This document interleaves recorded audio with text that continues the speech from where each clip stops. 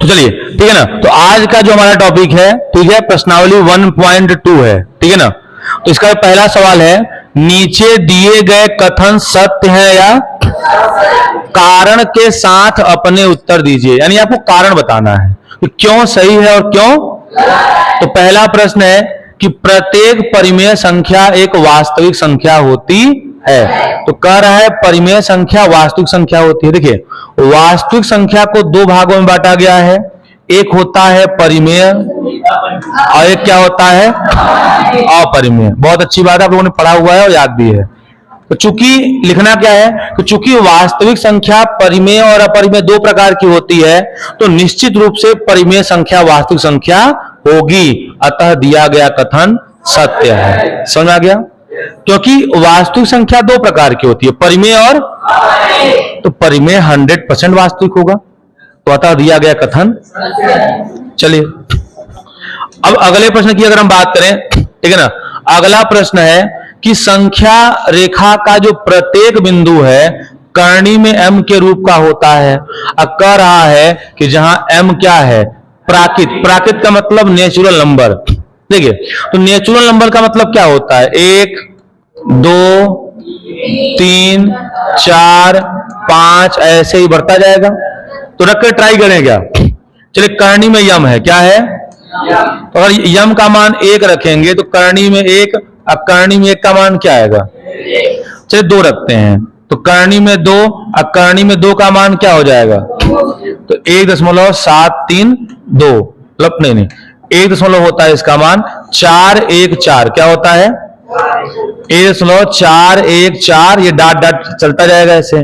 फिर अगर यम का मान 3 रखें तो क्या हो जाएगा, करणी में 3, अब करणी में 3 का मान होता है 1.732, ये ऐसे ही अनंत पदों तक आएगा। और अगर हम बात करें यम का मान 4 रख दें, यम का मान, तो करणी में 4 का मान क्या होता है।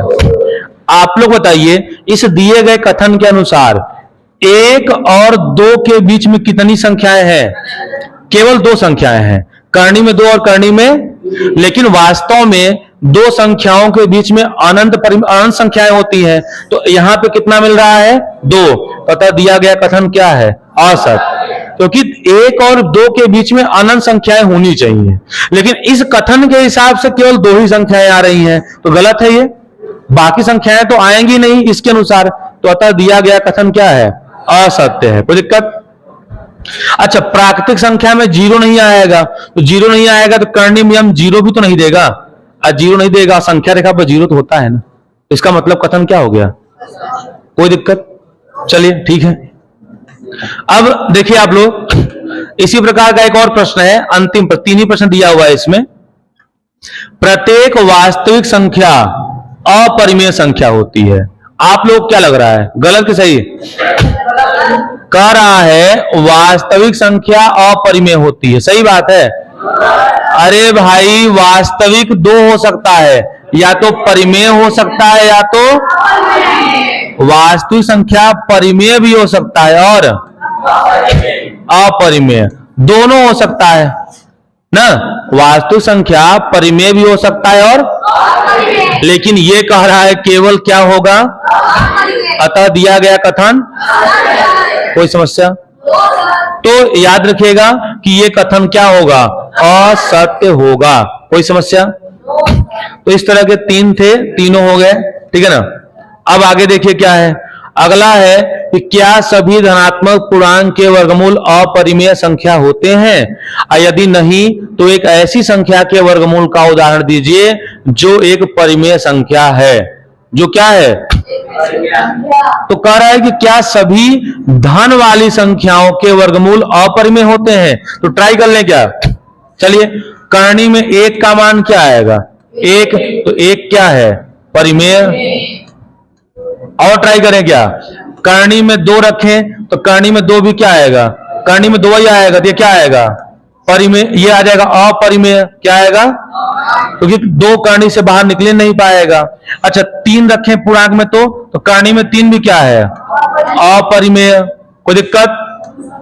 अच्छा, 4 रखें क्या, तो अगर करणी में 4 रखेंगे तो क्या आएगा, करणी में 4 का मान 2 हो जाता है, और 2 कैसी संख्या है, तो हम ये क्या कहेंगे, हम तो ये कहेंगे कि किसी भी धनात्मक पूर्णांक के वर्गमूल परिमेय भी हो सकते हैं और तो अतः दिया गया कथन क्या है, एक नहीं हो सकता, दोनों हो सकता है। तो कह रहा है कि यदि नहीं तो एक ऐसी संख्या के वर्गमूल का उदाहरण दीजिए जो क्या हो, तो हम दे नहीं दिए, एक खो ये हो गया, एक खो ये हो गया, और लिख दे करनी में 9। तो आप बताइए, अगर करनी में 9 लिख दिए तो करनी में 9 का तो मान 3 हो जाएगा, आइए क्या माना जाएगा, परिमेय माना जाएगा। तो समझ में आ गया ना, तो नहीं लिख लेंगे। तो ये जो है आपका, ठीक है, 1.2 का हो गया। अब 1.2 के एक आध उदाहरण देख लेते हैं हम लोग, क्या देख लेते हैं, तो 1.2 में उदाहरण भी है, आप देख सकते हैं, ठीक है। जैसे इसमें उदाहरण के तौर पे दिया हुआ है कि जितनी भी करनी वाली संख्याएं हैं क्या मानी जाएंगी, अपरिमेय। किसको, अपरिमेय। कोई दिक्कत? अच्छा, अपरिमेय को यहां जो प्रदर्शित करने का तरीका दिया है वो क्या दिया है, एस। क्या दिया है, तो ये याद कर लीजिए कि यश से जो है अपरिमेय को प्रदर्शित किया जाएगा। कोई दिक्कत? और पाई क्या है, पाई क्या है, अपरिमेय। ठीक है, पाई अपरिमेय है। एक सवाल बचा हुआ है, उसको देख लीजिए आप लोग। सवाल है कि करनी में 5 को संख्या रेखा पर दिखाइए। किसे? देखिए, तो आप क्या करेंगे, एक संख्या रेखा खींचेंगे, खींच लेंगे सब लोग। ये संख्या रेखा हो गया, ठीक है ना। अब यहां 0 होगा, यहां 1 होगा, यहां 2 होगा, यहां इधर अनंत प्लस का, इधर अनंत। कोई दिक्कत? अब देखिए, आपको एक पाइथागोरस थ्योरम लगाना पड़ेगा। क्या लगाना पड़ेगा? आपको करनी में 5 दिखाना है, तो आपको बता चुके हैं कि आप जो है आधार कितना मानिए, 2, लंब कितना मानिए, तो 2 का स्क्वायर, 1 का स्क्वायर, तो कर्ण जो है अपने आप करनी में 5 आ जाएगा। यही काम करना है आपको। तो आप देखिए क्या करिए ना, इसको मान लीजिए, इस बिंदु को A मान लीजिए, इस बिंदु को B। A से B तक की दूरी कितनी हो गई, 2। अब B पर एक लंब खींच दीजिए, इस लंब की मान कितनी होगी, 1। अब इसको इससे मिला दीजिए, ये A B को क्या मान लें, C। कोई समस्या? अब जो है आप लगा लीजिए पाइथागोरस। क्या लगा लीजिए? तो पाइथागोरस प्रमेय से AC बराबर करनी में 2 का स्क्वायर प्लस 1 का स्क्वायर।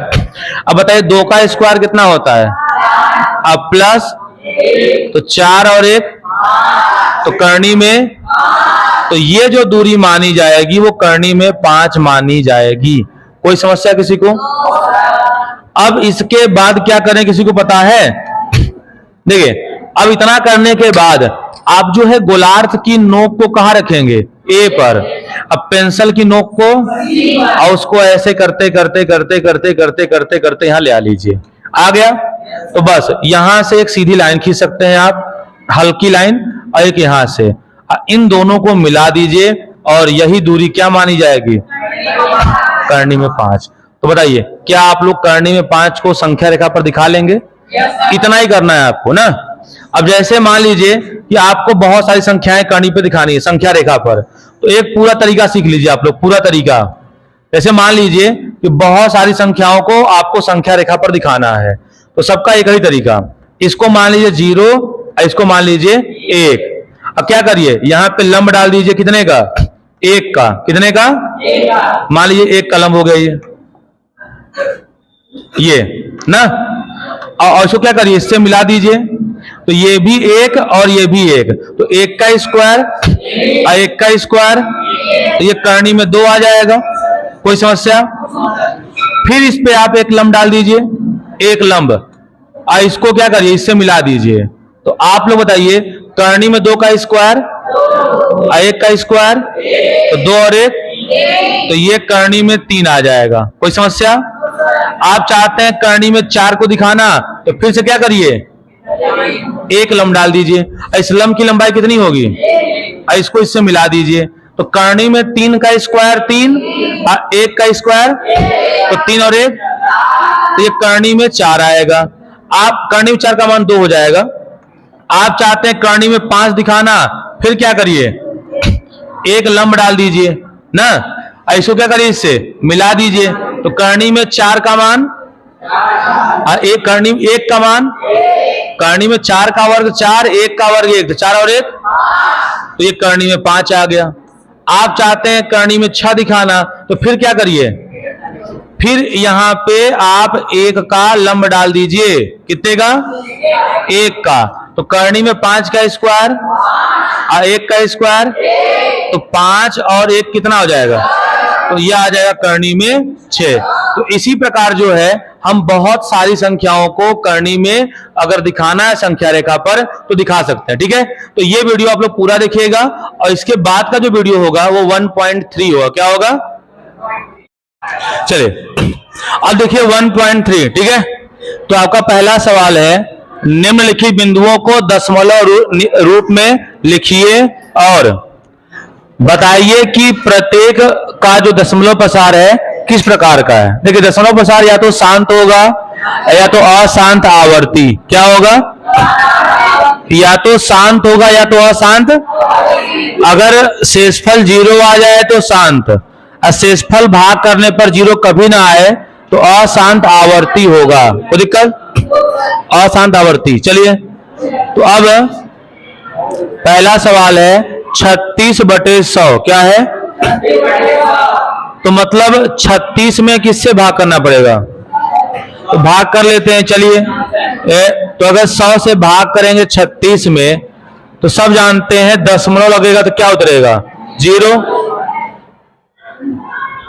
और 3 बार जाएंगे तो कितना आएगा, और शेषफल कितना आ गया, 0। अच्छा बार गए तो शेषफल कितना आ गया, और शेषफल 0 आ गया तो क्या होगा, तो इसका मान होगा 0.36 और लिखेंगे दशमलव प्रसार कैसा होगा। अच्छा एक बात और देखिए, 100 में कितने 0 हैं, तो 2 0 हैं, तो दशमलव 1 अंक के बाद लगा, 2 अंक के बाद लगा है ना। तो 10 में कितने 0 हैं, तो कितने अंक के बाद लगेगा, तो आंसर होगा 0.1। अब अगर 10 से भाग करिए या 100 से भाग करिए, इन सब का दशमलव प्रसार शांत ही आता है। क्या आता है, शांत। तो ये लिख देंगे शांत। कोई समस्या, क्योंकि 10 से भाग कर लीजिए आप, 10 से भाग करेंगे 1 में तो दशमलव क्या आएगा, 0, और 10 1 कम, शेषफल क्या आ गया, तो कोई समस्या। अगर शेषफल 0 आ जाए तो शांत, और न आए तो अशांत आवर्ती। चलिए आगे देखते हैं। अगला सवाल है 4 सही 1/8 क्या है। अब 8 चौक, अब 32 और 1 तो 33/8 हो जाएगा। अब इसका मतलब है कि 33 में 8 से भाग करना पड़ेगा। तो चलिए कर लेते हैं रफ कार्य में। देखिए तो 33 में 8 से भाग कर लीजिए, तो 8 चौके 1 बचेगा, दशमलव तो 8 1 कम कितना आएगा, और 8 दूनी कितना आएगा, और 8 पंचे तो 40 आ गया, और शेषफल कितना आ गया, यानी आया 4.12। तो इसका दशमलव प्रसार होगा 4.125। कोई समस्या। अब ये बताइए शेषफल 0 आया कि नहीं आया, तो लिखेंगे अतः इसका दशमलव प्रसार क्या होगा। एक बात और, 8 का गुणनखंड करेंगे तो केवल 2 आएगा, 2 आएगा और क्या आएगा। तो एक बात आप और याद कर सकते हैं, अगर किसी भी संख्या के हर के गुणनखंड में केवल 2 और 5 आता है तो वो कैसा होता है, तो केवल 2 आया ना, इसलिए शांत है। इसके पहले वाले में 10 था, नीचे 10 था, तो 10 की गुणनखंड में क्या आता है, 2 और, इसीलिए इसका भी शांत था। 100 वाले में 2 और 5 ही आएगा। समझ आया। तो केवल 2 और 5 आए तो 100% शांत होगा। अब कोई और आ गया तो अशांत आवर्ती। चलिए, तो ये तो हो गया आपका। अब देखते हैं हम लोग, ठीक है।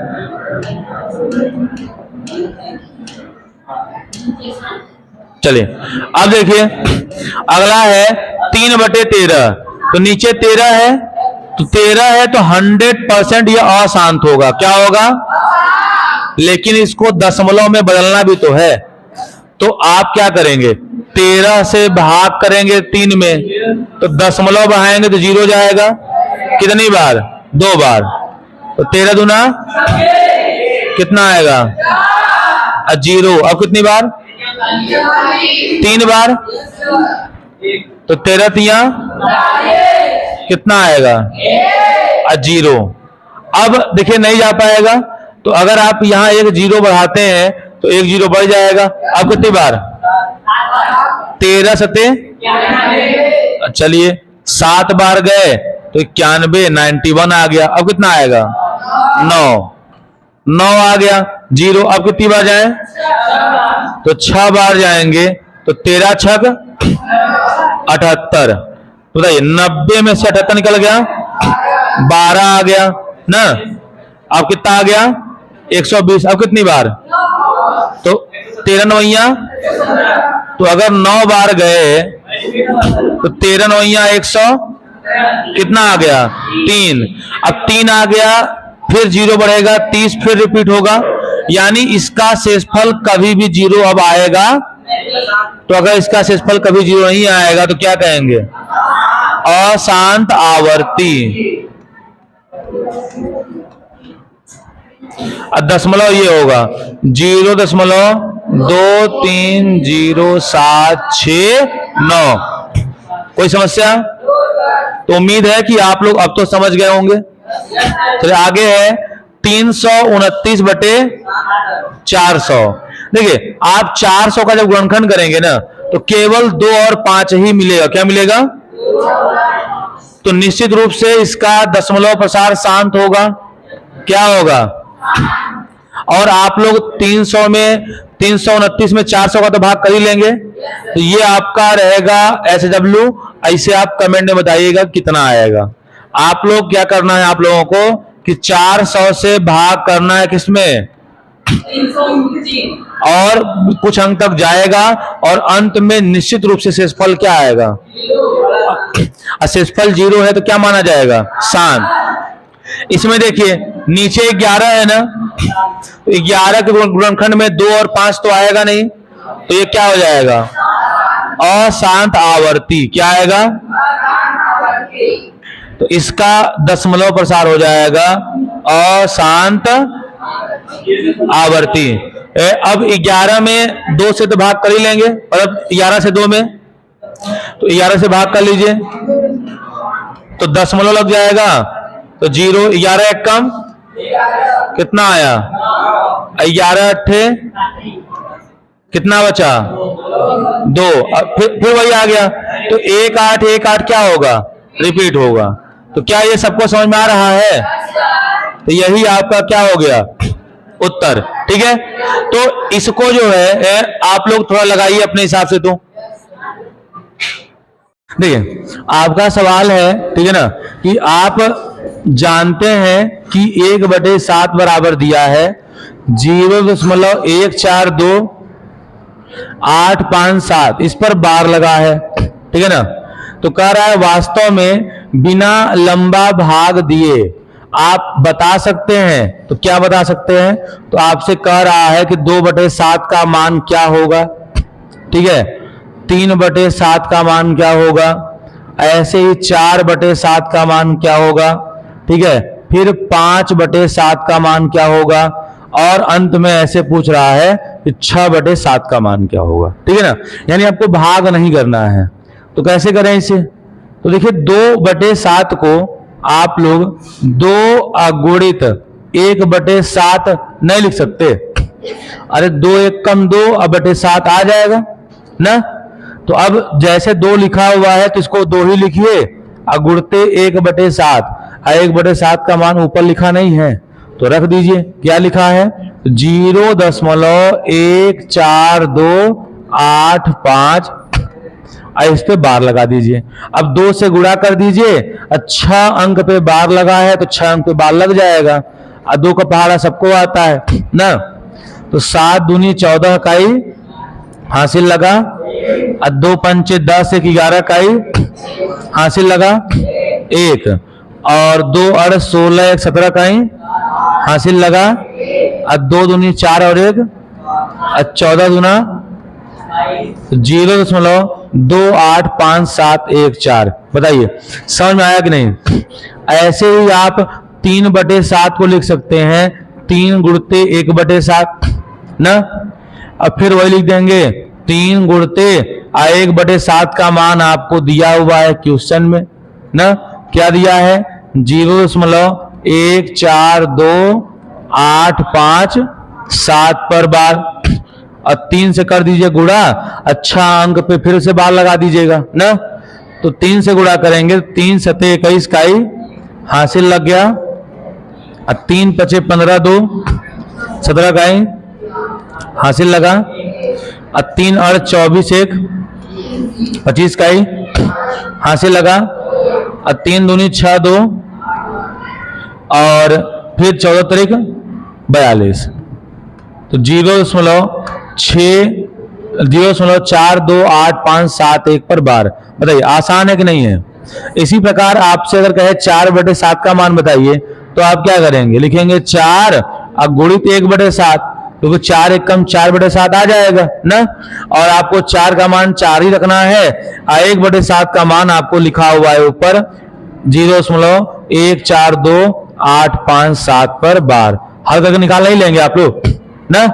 इसी प्रकार 5/7 को भी लिख सकते हैं, 5 गुणते 1/7, बताइए कर नहीं लेंगे आप लोग। और इसी प्रकार 6/7 को भी आप लिखेंगे 6 गुणते 1/। तो इसको करके आप लोग जो है कमेंट जरूर करिएगा इसको ना, क्या उत्तर होगा इसका।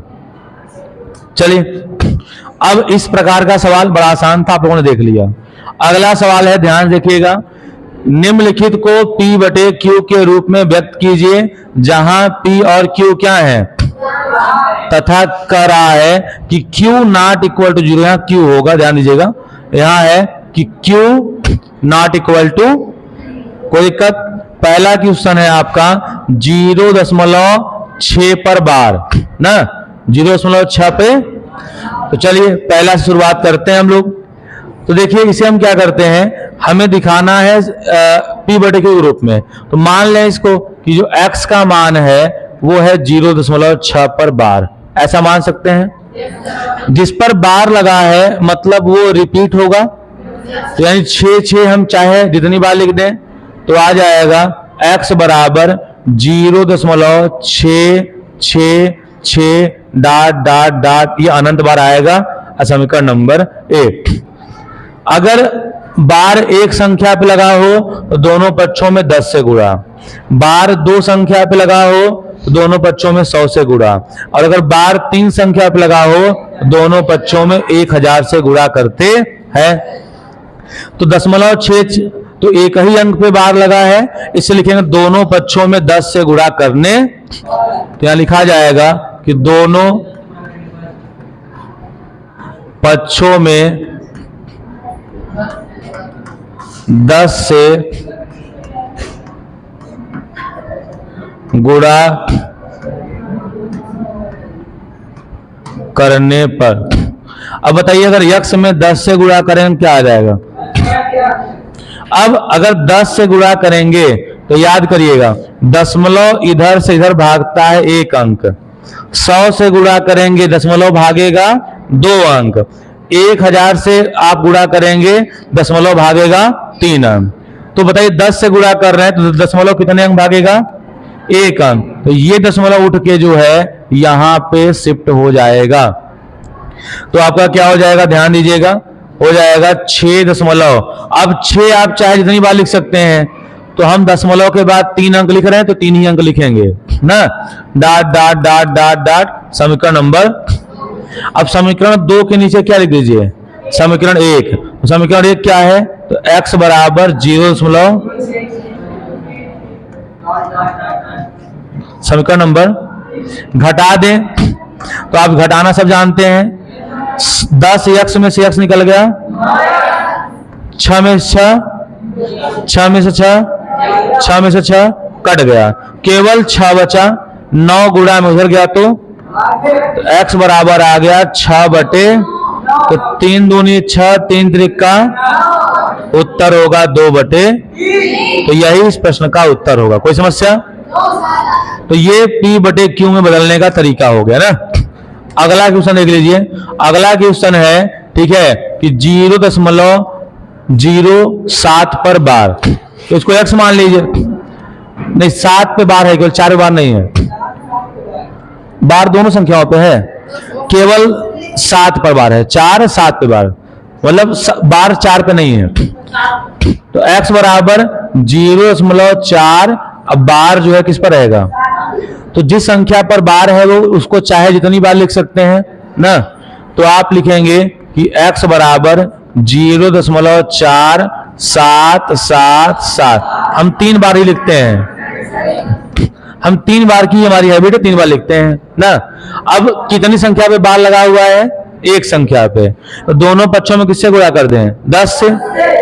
चलिए, तो दोनों पक्षों में जो है हम लोग 10 से गुणा कर दे रहे हैं, तो लिखते हैं यहाँ पे, ध्यान दीजिए, दोनों पक्षों में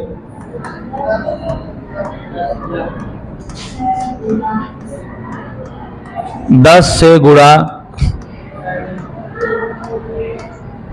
अब दोनों पक्षों में 10 से गुणा कर देना, तो अब इधर बताइए 10 x हो जाएगा, अब गुणा करने पर 0.1 अंक भागेगा, तो 4 हम 7 जितनी बार चाहे उतनी बार, लेकिन यहां पर दशमलव के बाद 4 अंक है, तो हम प्रयास करेंगे कि 4 ही बार लिखें ना, तो 7 7 7 7 डॉट डॉट डॉट डॉट, अनंत। समीकरण नंबर क्या हो गया, 2। अब समीकरण 2 के नीचे क्या लिखते हैं, समीकरण नंबर 1, तो x बराबर हो गया 0.4777 डॉट डॉट अनंत, समीकरण नंबर। कोई समस्या? 7 में 7 गया 0, फिर 7 में 7 गया, 7 में 7 गया, और 7 में 4 गया, और यहाँ पे 4 में 0 गया, और 10 x में से x निकल गया। अब बताइए ये 9 गुणा में उधर गया तो भाग में, तो x बराबर हो गया 4.3 बटे, अब दशमलव है तो 10 से गुणा ऊपर, 10 से गुणा, अब 4.3 में अगर 10 का गुणा करेंगे, दशमलव क्या होगा, हट जाएगा, तो 43 बटे 90, यही इस प्रश्न का क्या होगा, उत्तर होगा। कोई दिक्कत? तो यही तरीका होगा हर सवाल का। अब जैसे अगला सवाल देखें ना, अब यहां पे 0.001 इन सब पे बार लगा है, तो इसको क्या मान लें, x, क्या मान लें,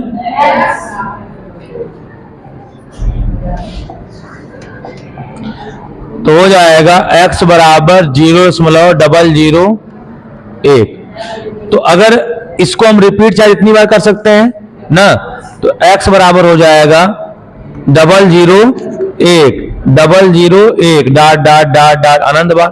समीकरण नंबर, अब जो है दोनों पक्षों में हम 1000 से गुणा करेंगे, किससे, और 1000 में 3 अंक होते हैं, 0, 1000 में 3 0 होते हैं, इसलिए जो दशमलव है ये 3 अंक भाग के यहां पे आ जाएगा ना, तो 1000 से गुणा करेंगे तो आ जाएगा 1000 x बराबर, अब ये 0 पहले कोई मतलब ही नहीं है, तो 1.001 डॉट डॉट डॉट अनंत, समीकरण नंबर 2। समीकरण 1 को इसके नीचे लिख दें, तो हो जाएगा x बराबर 0.0000 डॉट डॉट अनंत, समीकरण नंबर 1। घटा दें, तो बताइए घटाएंगे हम लोग, ठीक है ना, तो 1000 x में से x निकल गया तो 999 x आ गया ना, और 1 में से 1 गया 0, 1 में से 1 गया 0, 1 में से 1 गया 0, 1 में से 1 गया 0, ठीक है। अब यहाँ केवल कितना बचा, एक बचा, ठीक है। 999 गुणा में है, उधर गया तो भाग में, तो x बराबर हो गया 1/999। यही इस प्रश्न का उत्तर होगा। यानी 1 में 999 का भाग करेंगे तो आपका यही अंक आएगा ना। तो ये तीन ही सवाल थे आपके, हो गए। अब अगला सवाल देखिए कि 0.0999 डॉट डॉट को p/q के रूप में व्यक्त कीजिए। क्या आप अपने उत्तर के सार्थकता की जांच कर सकते हैं और क्या आप अपने उत्तर से आश्चर्यचकित हैं, और अगर हैं तो आप चर्चा करिए। देखिए यहां भी से हम क्या मान लेंगे, x, क्या मान लेंगे, थोड़ा कंसंट्रेट करिए। तो x बराबर 0.999 डॉट डॉट समीकरण नंबर। अब 9 अकेला है जो रिपीट हो रहा है, तो दोनों पक्षों में गुणा किससे करें, 10 से। तो दोनों पक्षों में 10 से गुणा करेंगे तो हो जाएगा 10x बराबर। अब 10 में एक 0 है तो दशमलव एक अंक भागेगा ना, तो 9 दशमलव। अब हम 9 चाहे जितनी बार लिख सकते हैं, तो चूंकि दशमलव के बाद 3 ठो लिखे हैं तो 3 ठो यहां भी लिख दें ताकि घटाने में आसानी हो। समीकरण नंबर, इसके नीचे 1 को लिखिए, तो x बराबर 0.999 डॉट डॉट अनंत समीकरण नंबर। घटा दीजिए, बताइए घटाएंगे तो क्या हो जाएगा, 9 में से 9 गया, 9 में से 9, 9 में से 9 0 हो गए, और 9 में से 0 गया, 10 x में से x गया, तो x बराबर हो गया 9 बटे क्या आ गया, तो लिखेंगे हम अपने उत्तर से आश्चर्यचकित, क्योंकि ये संख्या और 1 के बीच में कोई भी संख्या नहीं है, अतः उत्तर से आश्चर्यचकित हम नहीं है। ठीक है ना। चलिए अब बात करते हैं ये 1/17 के दशमलव प्रसार में पुनरावृत्ति खंड में अंकों की अधिकतम संख्या क्या हो सकती है, अपने उत्तर के सार्थकता की जांच करिए। यानी आपको भाग करना है 1 में 17 का, ये भाग थोड़ा लंबा जाएगा तो ध्यान से देखिएगा ना। जैसे अगर 17 से भाग किया जाए 1 में तो दशमलव जाएगा तो क्या आएगा, अब फिर 0 बढ़ाएंगे तो 17 पचे 85, कितना आएगा 15 0, 17 सत्ते 17 छक्का 102, और 17 सत्ते 119, और 17 अट्ठे तो 8 बार जाएगा, तो अगर 8 बार जाए तो 136 आ गया, और कितना आ गया 14 0, फिर से 8 बार तो 17 अट्ठे 136, कितना आ गया 4 0, और 2 बार गया 17 दूना 34, कितना आ गया, तो आ गया 6 और 0। अब कितनी बार, 3 बार, तो 17 त्रिक 60 में से 51 निकल गया, अब फिर 0 तो 17 बचे 5 आ गया 0, और 17 दूना कितना बचा, और 17 नवैया 153, फिर 7 0, 17 चौका 68, कितना आ गया 2 0।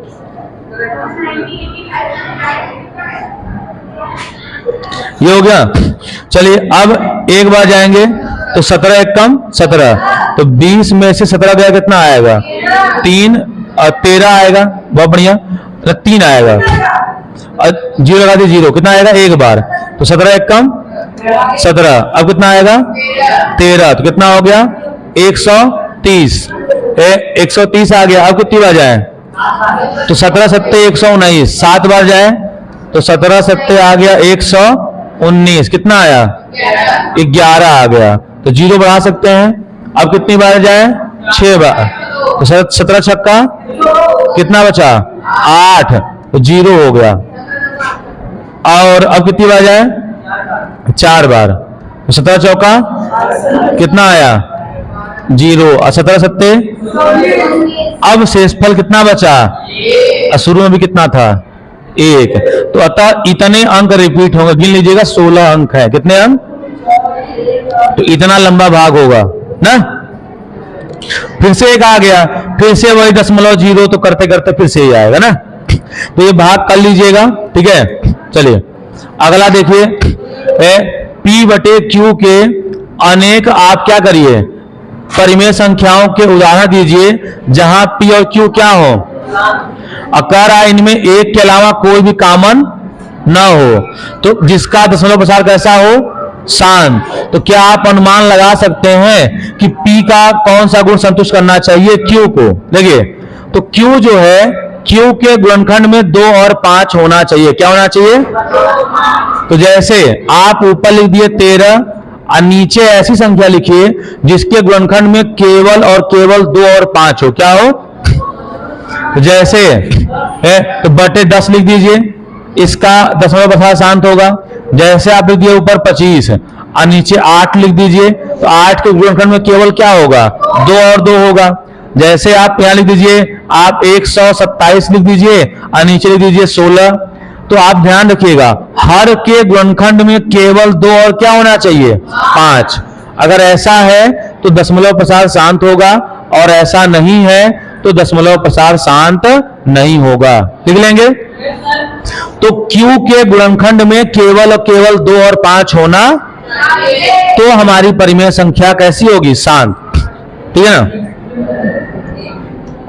अब एक आंक और बचे हैं, ऐसी 3 संख्याएं लिखिए जिनके दशमलव प्रसार कैसे हो, अनवसानी अनावर्ती, मतलब नॉन रिपीटिंग नॉन टर्मिनेटिंग, मतलब दशमलव के बाद रिपीट ना हो। तो अपने मन से लिख दीजिए, लिख दिए 24.10 1 00 1 000, कभी रिपीट होगा। जैसे आप लिख दीजिए 25 लिख दीजिए, और दशमलव के बाद ऐसी संख्याएं लिखिए जिसमें रिपीट ना हो। जैसे आप लिख दीजिए 2 3 4 5 6 डॉट डॉट, तो ये भी कभी रिपीट नहीं होगा ना। जैसे आप और लिख सकते हैं, आपकी जो यहाँ पे इच्छा करे। जैसे 28 लिख दिए, और दशमलव के बाद क्या लिख दीजिए, आप 1 लिख दीजिए एक बार, जो 2 है उसको 2 बार लिख दीजिए, जो 3 है उसको कितनी बार, 3 बार। तो क्या ऐसी संख्याएं दशमलव के बाद कभी रिपीट होंगी, और अगर दशमलव के बाद संख्याएं कभी रिपीट नहीं होंगी तो उसे हम क्या कहेंगे, अनवसानी अनावर्ती, यानी इनको हम क्या कहते हैं, अपरिमेय कहते हैं। क्या कहते हैं, ठीक है ना। एक और देख लीजिए, जैसे ये आप लोग 5/7 और 9/11 के बीच ऐसी संख्या लिख के दिखाइएगा, ठीक है ना। ये आपका जो है कमेंट बॉक्स में देना है। अब यहां बताना है कौन कौन संख्या परिमेय और कौन कौन संख्या अपरिमेय। करनी में 23, आप जानते हैं करनी में 23 जो है ये पूर्ण वर्ग नहीं है, तो ये अपरिमेय होगा ना। अब 225 की बात करें तो आप बताइए 225 का वर्गमूल क्या होता है, 15। 225 का वर्गमूल क्या होता है, 15। इसलिए जो करनी में 225 है ये क्या माना जाएगा, परिमेय। इसी प्रकार ये, इसका दशमलव प्रसार कैसा है, शांत। तो शांत है तो ये क्या माना जाएगा, परिमेय। देखिए 7.478 478 रिपीट हो रहा है, तो रिपीट हो रहा है तो क्या होगा, रिपीट हो रहा है तो परिमेय, ठीक है ना। ये देखिए 1 0 1 00 1 000 कभी रिपीट हो रहा है, तो रिपीट नहीं हो रहा तो ये क्या होगा, अपरिमेय। ठीक है, तो आपका 1.3 जो है यहाँ पे समाप्त होता है। अब अगले वीडियो में हम 1.4 पढ़ेंगे। ठीक है, धन्यवाद।